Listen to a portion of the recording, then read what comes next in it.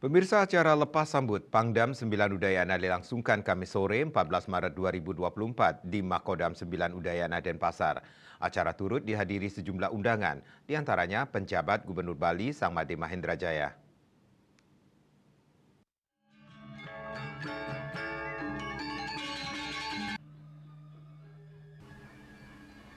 PJ Gubernur Bali dalam sambutannya memuji langkah yang telah dilakukan Pangdam 9 Udayana Harvendi dalam menjaga keamanan Bali tetap aman dan kondusif serta mengadakan kegiatan membersihkan Danau Batur. Harvendi akan pindah tugas ke markas besar Mabes TNI Cilangkap Jakarta Timur, sementara Bambang Trisno Hadi sebelumnya menjabat sebagai Direktur Jenderal Strategi Pertahanan Kementerian Pertahanan Kemhan.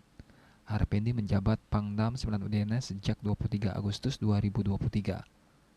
Pangdam 9 Udayana Bambang Trisno Hadi mengatakan akan melanjutkan program yang dirancang Pangdam 9 Udayana Harvendi, yakni menjaga ketahanan pangan di Bali Nusra akibat perubahan iklim dan mengatasi kesulitan rakyat tentang air bersih, serta mengantisipasi keamanan dengan bersinergi dengan pihak kepolisian. Agenda penting internasional di bulan Mei hingga event internasional di bulan September-Oktober juga akan menjadi atensi. Dengan rakyat dan ini bersama rakyat bersatu dengan alam itu adalah hal yang sangat tepat dan relevan dengan kondisi saat ini.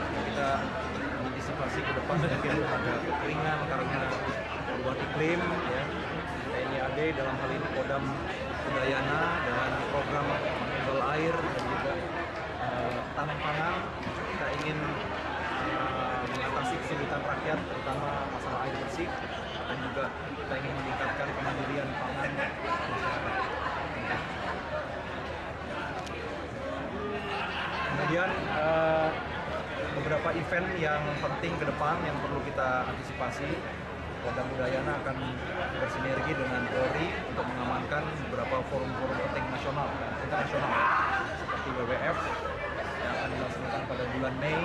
Kemudian kalau tidak salah Bali Air Show di bulan September atau Oktober. Itu merupakan event internasional yang juga perlu pengamanan dari kita dan juga sama-sama dengan Polri dan seluruh komponen masyarakat.